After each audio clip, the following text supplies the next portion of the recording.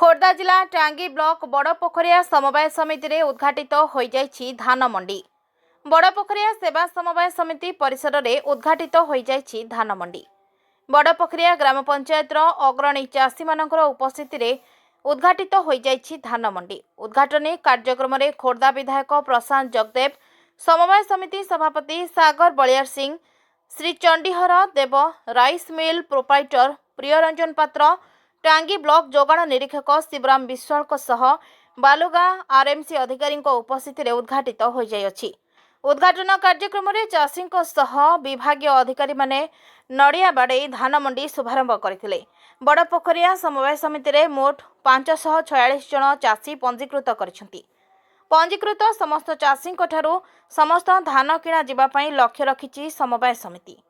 विशेष भाव में बड़पोखरिया ग्राम पंचायत रे आज धान मंडी उद्घाटन होती सहित गोटे धान प्रोक्योरमेंट सेंटर रो शुभ उद्घाटन 37 लाख टंकार शुभ भित्तिप्रस्तर होती से विशेष भाव में खुशी।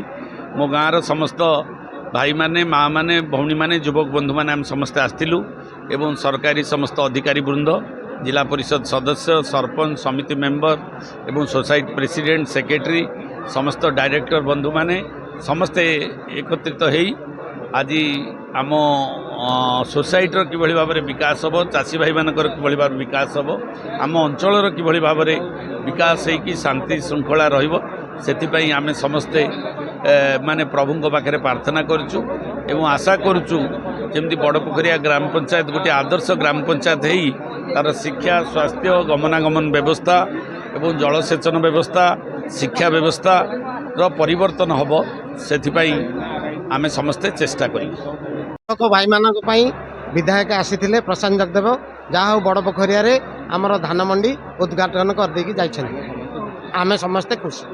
मित्र पाइकरा बड़पोखरिया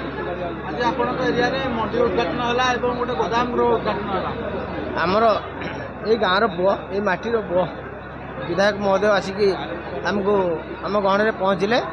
आमर गोटे गोदाम गृह भित्तिप्रस्तर स्थापन है। धान मंडी विलम्ब हेले धान मंडी उद्घाटन है। आमर ये धान मंडी 3टा पंचायत को नहीं संलग्न करुच्ची तेणु बड़ मंडी तेणु धान मंडी सुरखुर है।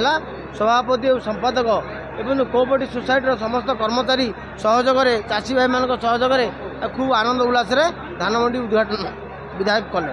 आम गहन एस सार थे, मिलर प्रिय बाबू थे, आमर समस्त बहु मान्य लोक थे, सीआर सार थे, एआर थे, समस्त माध्यम आमर धान मंडी उद्घाटन भल भल। ब्यूरो रिपोर्ट साई संपूर्ण न्यूज।